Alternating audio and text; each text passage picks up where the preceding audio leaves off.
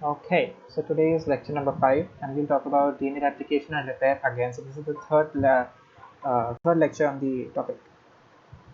So in the previous lectures, we have covered all the enzymes involved, all the entire process that goes behind DNA replication. And in this lecture, we'll talk about how eukaryotic and prokaryotic replication is fundamentally different. So well, not fundamentally different. Okay, I have to correct myself there. It's fundamentally similar, but on the surface, the machinery itself is slightly different. It's a bit more advanced in eukaryotes, as is expected. So, do you have any questions about the previous lectures? We'll begin with that because if you still have questions, clear them up now because your assignment deadlines are coming closer. And if you have forgotten about the assignment, let me remind you there has to be a 3-page assignment on the fundamental differences between eukaryotic and prokaryotic replication, DNA replication, especially mentioning the error correction machinery. So I hope you haven't forgotten about that. And okay, doesn't look like anyone has any questions. If there are any issues in the stream or in the voice, please let me know in the chat. Like, can you let me know if you are hearing me properly or not? Just to make sure. Just type into the chat if you can hear me properly. That is. Okay, cool. So we'll proceed. Today we'll talk about only two topics. First, what is the origin of replication, and then DNA replication in eukaryotes. So up to this in the past three lectures. So past two lectures we have talked about how the process is in eukaryotes, but this time we'll be talking about what are the subtle differences in eukaryotes as well.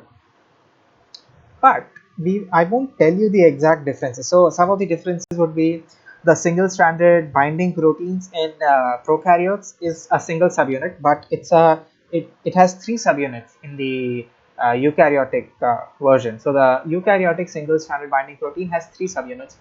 Another difference would be the DNA primase. So in prokaryotes, it's more or less a lone wolf. DNA primase acts alone, but DNA primase in eukaryotes acts in a complex of other enzymes as well. It has some other polymerase as well to extend the primer.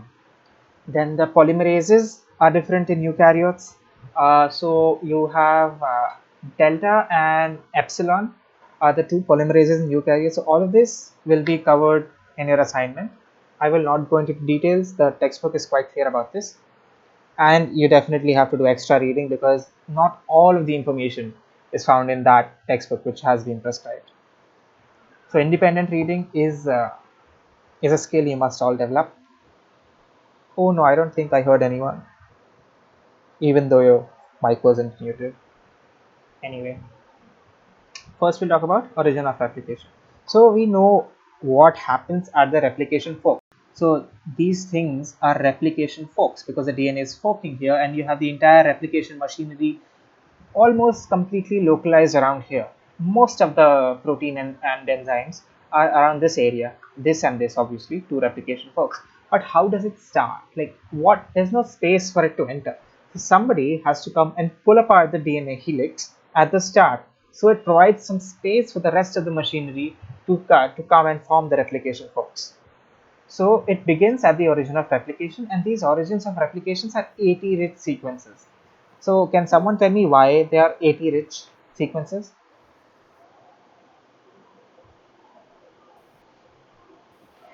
Yep, only two hydrogen bonds compared to the three in GC sequences. So therefore, it's slightly easier to break apart the 80 sequences. That's why you have 80 rich sequences close to origins of replication. It's called an ORI in E. coli at least. So there are many initiator proteins involved, which may be different in prokaryotes and eukaryotes. So this is a homework. So this will be covered by your assignment. You have to read up on initiator proteins and mention them in your assignment. Don't forget about that. So one of the initiator proteins in prokaryotes would be DNA8. Yeah. Do you have a question? Yep. Do you have a question? If not, then please mute your mic. Um, so we'll continue. Prokaryotes usually have one origin of replication. So E. coli, I forget the exact number of base pairs it has in its entire genome, but the E. coli genome is a complete circle, and it has one origin of replication, which more or less. So imagine a circle, and across its diameter. So yeah, circle has a diameter, right? At one end of the diameter, you'll have the origin of replication, and the two replication forks which are originating will meet at the other end of the diameter, more or less at the same rate. So there's no nucleosome, there's no packaging, nothing, none of that sort is involved in prokaryotes. So the replication rate is more or less constant throughout the entire cycle.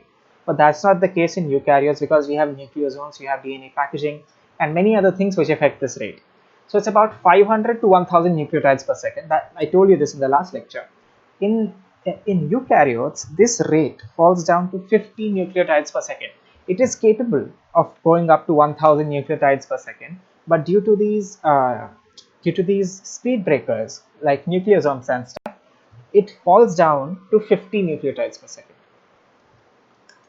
Then since it's slow, there are you can regulate this process because of the because of nucleosomes, because of heterochromatin and euchromatin. Based on these epigenetic factors, you can control the rate of replication. In prokaryotes, this control on the rate of replication is not possible. Therefore, the only chance they have to modulate this process is the interaction of the initiator proteins and the ori. So if this interaction is allowed to happen without any checks, then the cell would continuously keep dividing and keep dividing.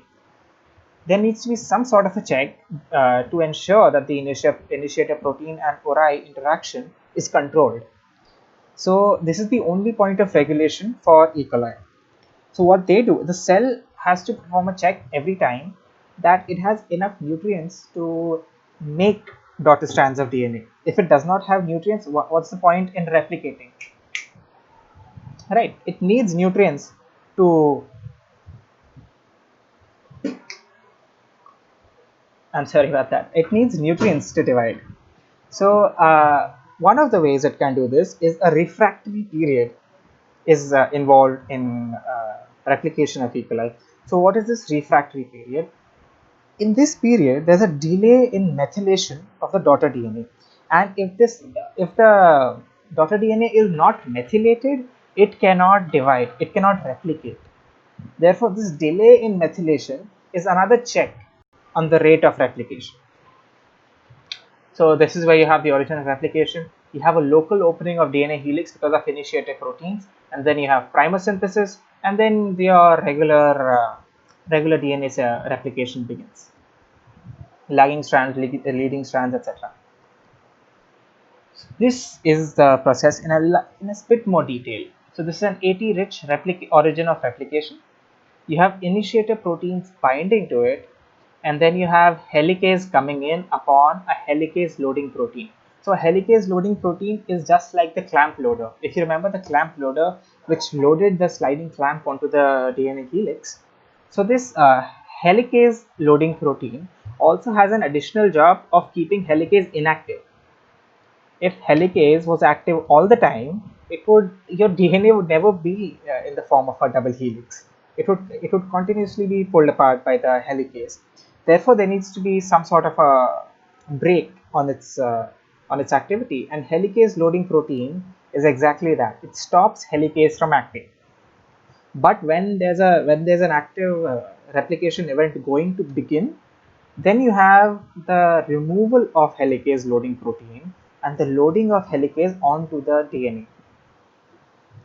So once this is removed, helicase is free to act, and its action is basically opening up the parental DNA to allow replication machinery to enter and start the replication process.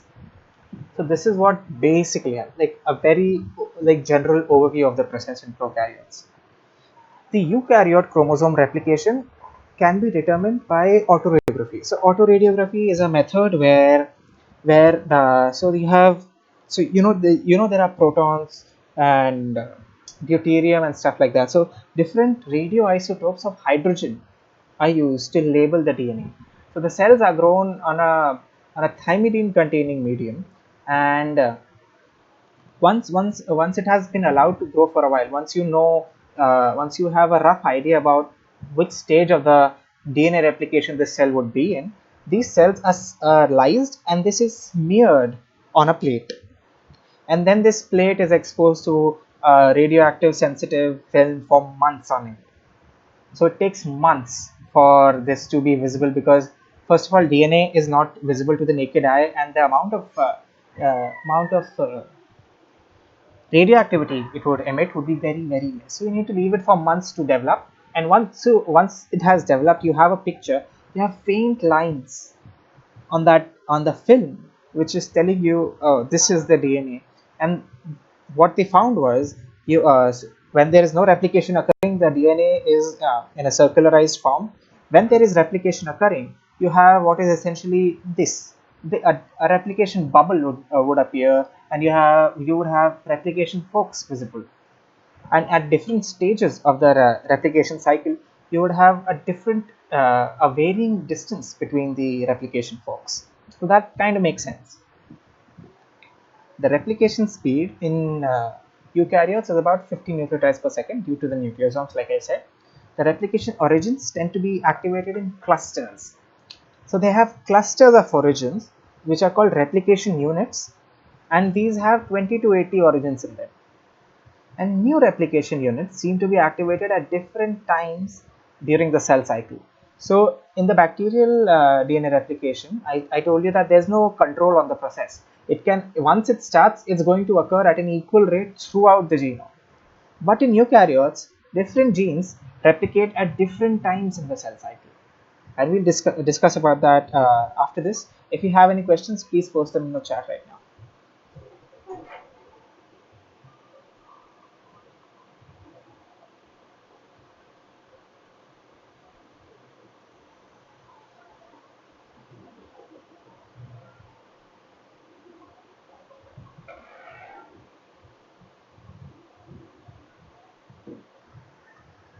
Okay, so two people are typing.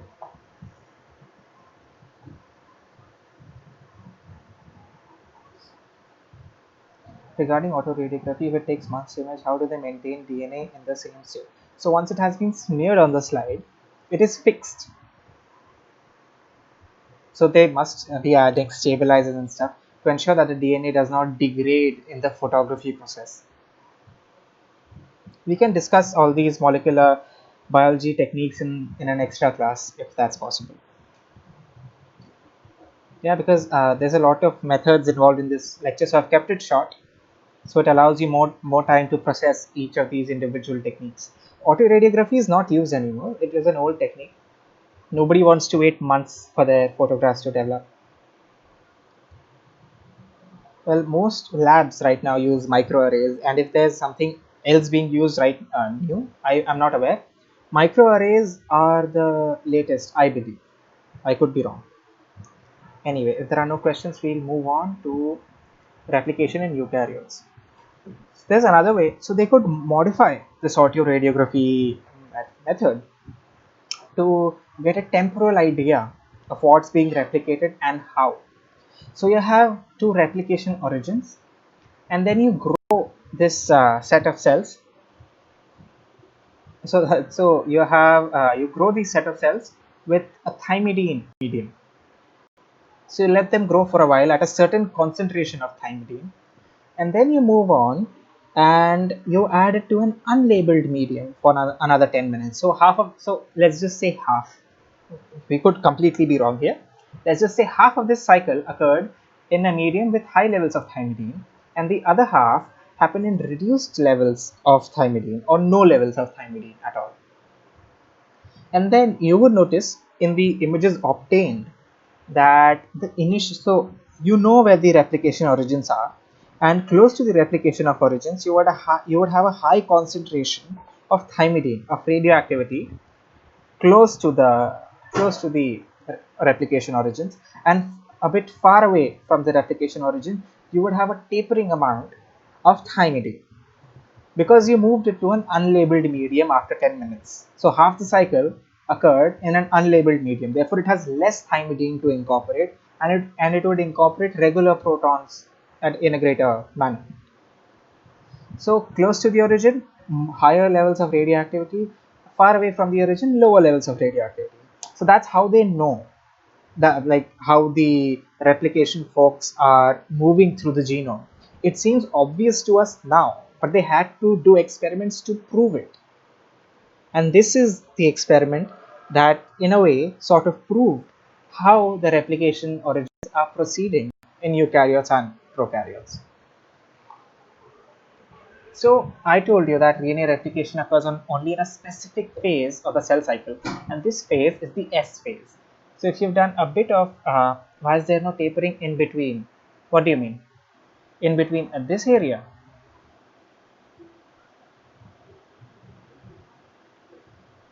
Between the two origins.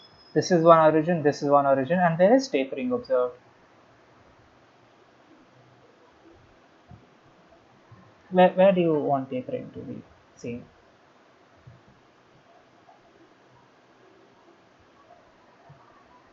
It is present on the left side, this side. There is tapering seen here as well. So the number of black dots represent the concentration of thymidine in those areas. Green thing. No, so like on the left side, you see those two dotted areas, right? On the left side, dotted Like areas. This. below that, below that, below that. Yeah, yeah, there. And then on the right, you see a green thing. Oh, this. Yeah, yeah, in between. Yeah, that area. Shouldn't there be tapering there as well? Oh no, this is the origin of replication. This is Oh, where okay. your replication began. Oh, okay, okay. So I this thought, the yeah, replication of this area occurred right at the start. So it had a higher concentration of thymidine. I hope that answers the question. yeah, yeah, yeah. Yeah, great. So, yeah, I was on this part. It only occurs in the S phase of the cell cycle. So you have so this is your basic cell cycle. You have the G1 phase, you have the S phase, you have the G2 phase, and then your M phase. M phase is mitosis. So G is referring to growth, and S is where your DNA replication occurs. Different regions of the chromosome replicate at different times on the chromosome. So it would be clear once I explain this image. This is determined by staining studies. So this was a thymidine study. This determined the radioactivity. Another study would be to incorporate bromodioxyuridine. So bromodioxyuridine is a thymidine analog. So you know ATGC. T is the nucleotide containing T is called a thymidine, and a thymidine analog is a bromodioxyuridine. So bromodioxyuridine could be incorporated into the medium, and say you would have three sets of cells. One set of cell you incorporate, you have incorporated all the three sets of cells with similar amounts of BRD, bromodioxyuridine, and what you would observe would be, so if you stop the first set between 0 and 2 hours, if you stop the second one at 3 to 5 hours, and if you stop the third one at 6 to 8 hours, you would see different levels of concentration of BRDU. BRDU is a thymidine analog, therefore it is incorporated in areas of higher replication activity.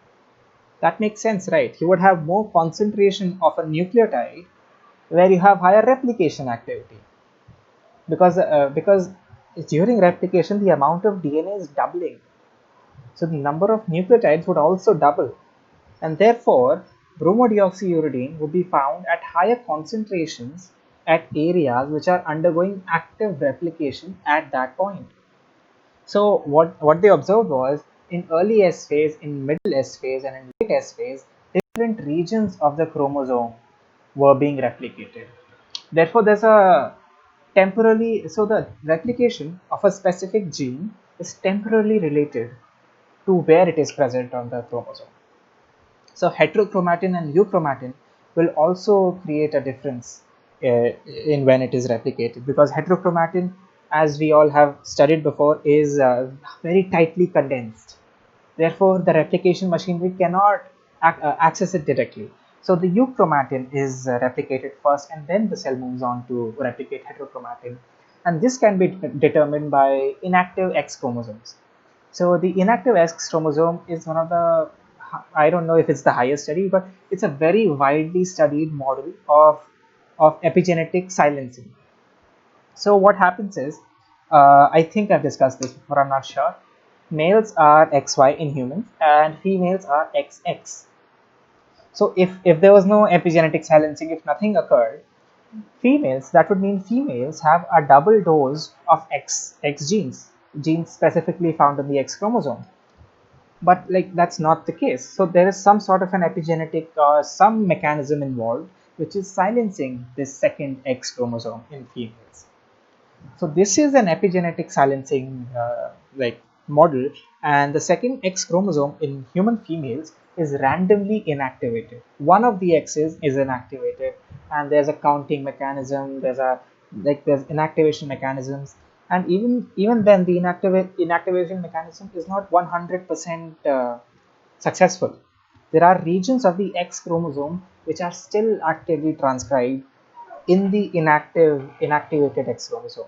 So those would be the pseudo-autosomal regions and stuff like that. This would be very well covered in the epigenetics course. So if you haven't signed up for that, I would recommend that you do. That would be a very interesting course. All of this would be spoken about then. Anyway, based on inactive X chromosome studies, they figured out that heterochromatin was replicated late into the S phase compared to euchromatin. So that's about it. And to measure bromodioxyuridine, you could use antibodies against BRDU. So anti-BRDU antibodies could be used to tag these areas where BRDU is present at higher levels. So that is one way you could visualize this data. And then a second way would be to use microarrays. So microarrays is basically a plate. This is an array. An array is a series of wells, and these are microarrays because, well, these wells are really small. Anyway, you have a culture of yeast cells which are arrested before any replication is occurring. So what you do, collect the DNA from these yeast cells, you fragment the DNA, separate the strands, and then you fluorescently label them and add them individually to each well. So each well represents a different region of the chromosome, a different gene of the chromosome. So in a cell culture which was arrested before DNA replication, you would have no fluorescent labeling. So the amount of DNA in all the microarrays would be exactly the same. Because no replication is occurring, the amount of DNA would be the same. If you allow replication to begin, if it's only in the early phases of replication, you can fragment, separate the strands, fluorescently label them, and then individually add them to each array. You would find that only some of the genes have a higher concentration of DNA. Therefore, DNA replication is temporally dependent. Some genes are replicated first, and then as you go into later into the process, you would see spreading of the replication bubble. Therefore, a large number of genes are now have now been replicated. So a larger number of genes show double the amount of DNA. And after 20 minutes, so around 20 minutes, the end of the cell cycle, you would have all the genes completely replicated. So all the plates again have double the amount of DNA. So that's basically it for today's lecture. I discussed about 2 or 3 techniques today. So the first was the microarray. The first was the autoradiography. Second and third are modifications to autoradiography. So this is a modification, and this, okay, well, I wouldn't consider this a modification of autoradiography because you're using antibodies in this technique, and the visualizing of the antibodies could be dependent completely on you. You could do an autoradiography study, but if you are using antibodies, it makes no sense. You could get your results quite fast. And then you would have the DNA microarray technique. So I want you to go read about these techniques in the textbook. They are discussed in a little more detail than I discussed. And if you still have questions, you can always ask me about these. These techniques are relatively simple, so it should not be too hard to read about them. Anyway, I'll be taking questions now.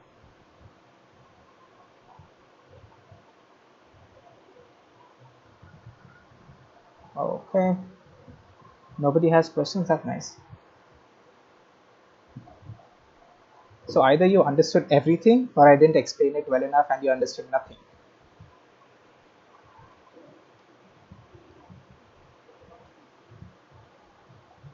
Which one is it? Can you start? Okay, fine. No, I can start over. The lecture was quite short today. If you want, I could really start over. Okay, cool then. That's fine. The lecture took about, oh, I don't know, 25, 26 minutes today. Okay, so no one has a question. Oh no, White is typing.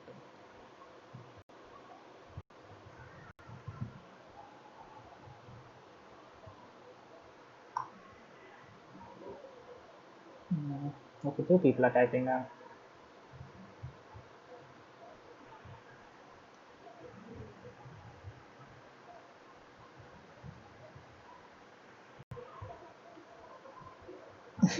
Yeah, it was a short lecture, but I kept it short because there are quite a few techniques here.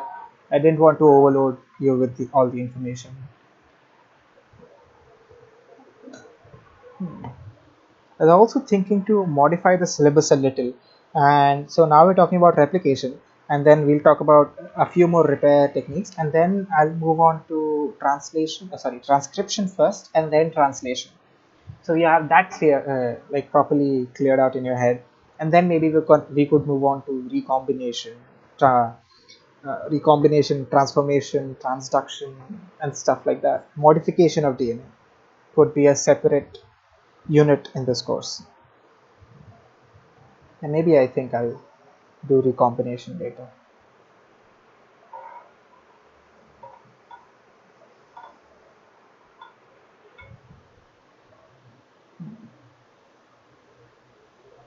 Well, we all have been typing for a while, so I hope it's not a too big question. Why is DNA in chromosomes form in the technique that starts in the S phase? Is it? I'm sorry, I don't understand your question. Why is DNA in chromosome form? No, no, it's not in the chromosome form. It starts to condense, but no. If it's in the chromosome form, it would not replicate at all.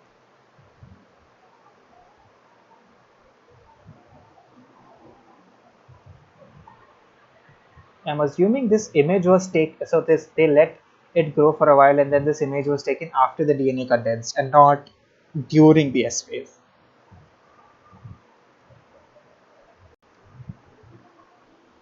So to extend on that, I read that there are many potential replication origins in the genome, but only some of them are used in one replication round. Each cell type uses its own set of replication origin. Yeah, yeah. Out of the 20 to 80 origins I mentioned, each of them is activated in a temporal fashion rather. Some of them are activated at the start of the replication cycle. Some of them are activated later into the replication cycle. I think the textbook mentions this as well.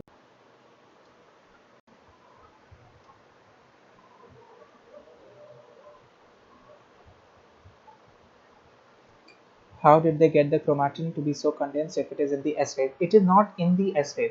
This represents what time did they incorporate the bromodeoxyuridine.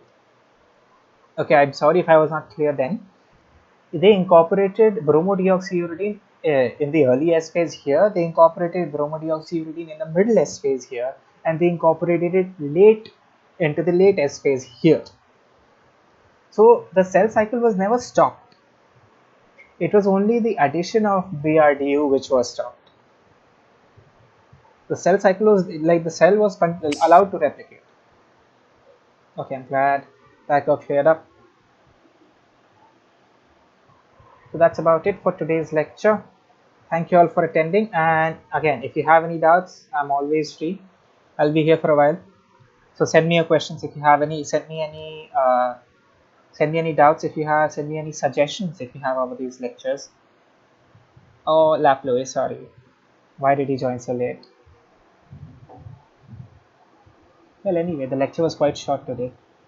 It's usually an hour long. Today it was about 30 minutes long. You have a lot of doubts in this lecture. Okay, I hope the reading about the parts in the textbook clears it up.